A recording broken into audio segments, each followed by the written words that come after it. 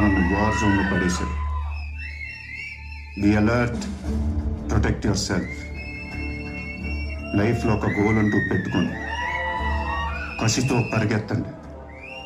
పాడాలనుకుంటే కసిగా పాడేయండి, చదవాలనుకుంటే కసిగా చదివేయండి.